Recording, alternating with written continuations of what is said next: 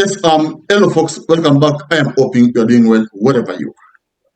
Now, drama erupted in Parliament, and Wamuthende'S swearing in was not a usual one because today Wamuthende and of course Dakwa were being sworn in, and the drama is that DCP, the opposition, attacked Wamuthende, telling him the brutal truth.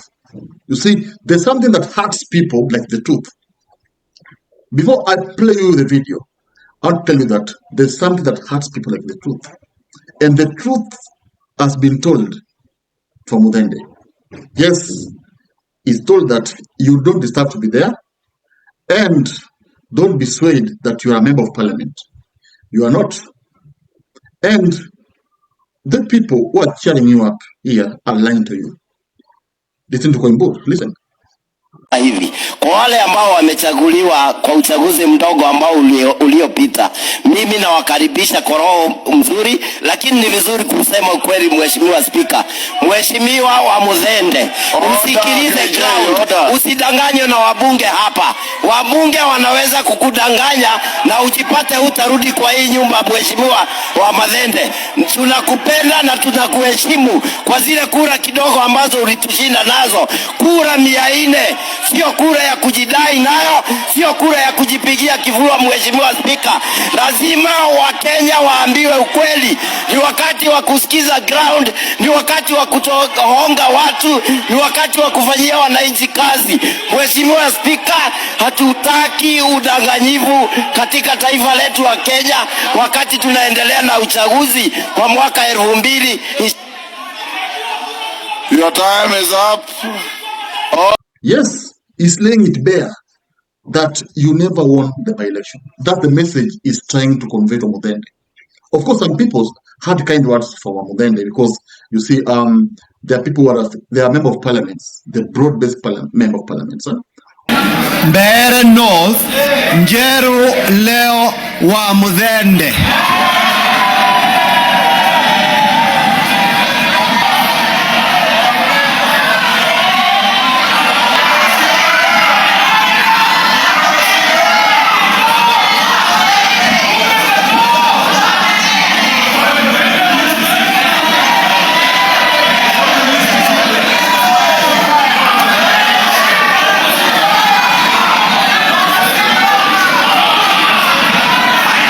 Of course, support William Ruto and Kindiki. But the opposition MPs could not allow Wamuthende swearing in to just go that smooth. And of course, Ndakwa. But Wamuthende is the key person here because we talk about Mulima. You see, when we talk about politics, the first thing you need to mention is Mount Kenya, whether you like it or not. Mount Kenya always plays a key role on who is going to be the president of Kenya. For example, in 2002, Mount Kenya made Kibaki the president. 2013, Mount Kenya played a big role in making Uhuru the president. Even the just last election, Mount Kenya made William Ruto the president. So we have to talk about Mount Kenya region because it is the key determinant of any election. And that's the truth. So Wamuthende is important here because of that. Nothing, not that he's that special more than the others. Of course, he's special just like the others, but not more than the others. But since we talk about Mount Kenya, he has to be special in this category. Now, the opposition is telling him that you will not be re-elected. Yes, because Ruto will not waste his time campaigning for you when he will be campaigning for himself in 2027. That was the message being conveyed to one Wamuthende. Yes, and it is the truth. They don't be swayed by this, because you will only be in office for 1 year, because after next year, you are going to another election, only now that you have been elected. But it doesn't mean anything, because in the next elections, you'll be defeated. Do you think so? Me, I think so. I think that Newton Karish will win the next election, because the government will be focused on themselves. Ruto will be focused on how he is going to secure his re-election. So Wamuthende is just being reminded.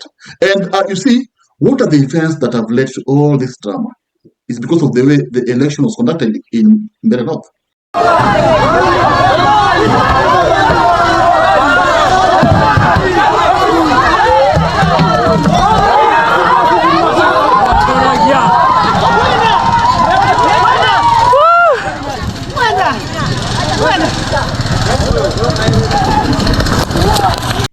From goons, from CS Ruku, Kindiki intimidating, as in Ruku was allegedly intimidating.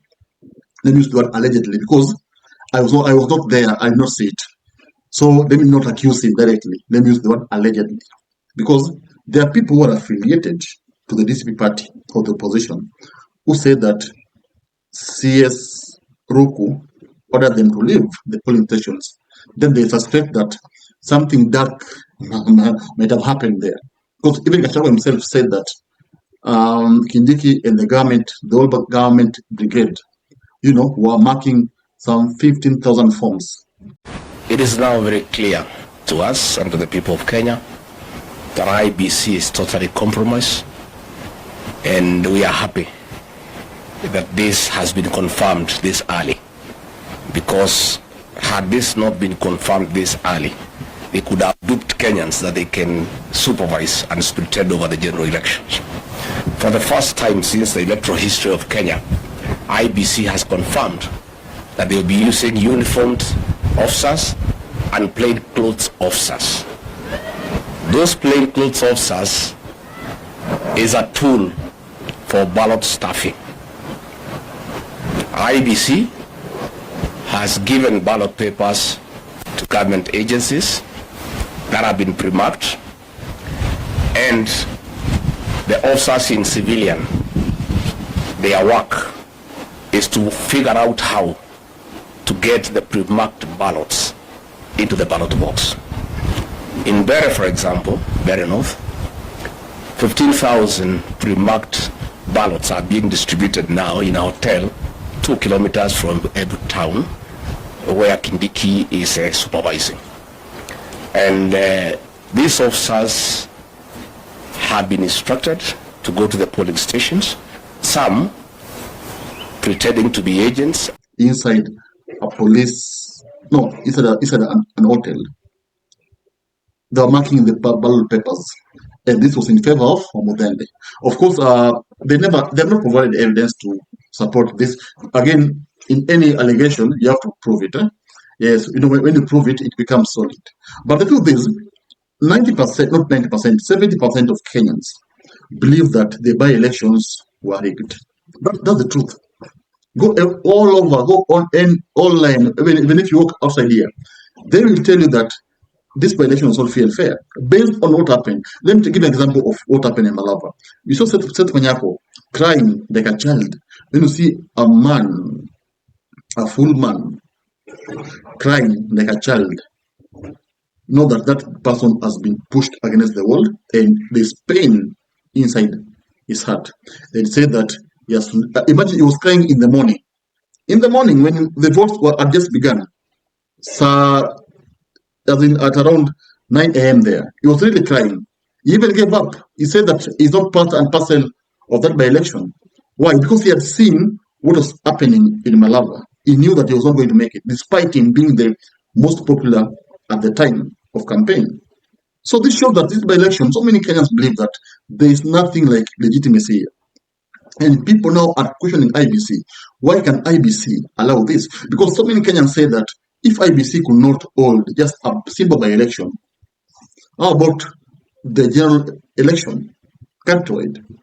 People say that IBC will be used. That's what's out there. And the opposition has maintained that they are going to the Supreme Court and they will overturn the rule. They will overturn the victory of Wamuthende'S and Ndakwa from Malava. Of course, now they have been sworn in. Of course, it won't be easy to overturn it. That's the reality. Unless the courts decide.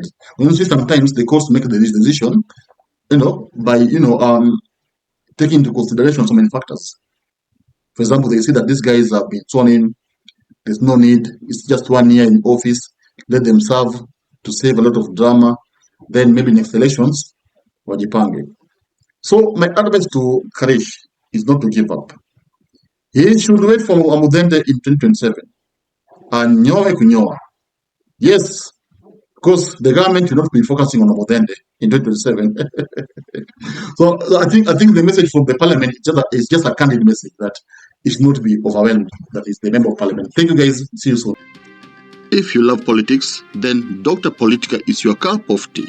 The place for minds that think. If you are watching this from anywhere else, search the name, hit subscribe, and stay sharp with us.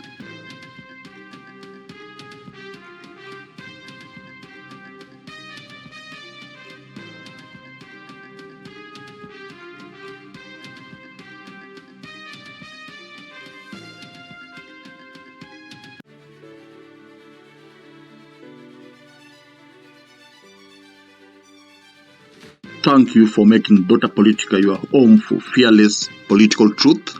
Every view, every like, every share fuels the fire behind the hours of research, filming, and editing we pour into each episode. By showing up consistently, you don't just support a channel, you empower a voice. In a world ruled by headlines, spin, and power games, you remind us that real people still care about real facts. We are here to inform, inspire, and ignite critical thinking, not just for today, but for generations to come. You are not just a viewer, you are the reason this platform exists.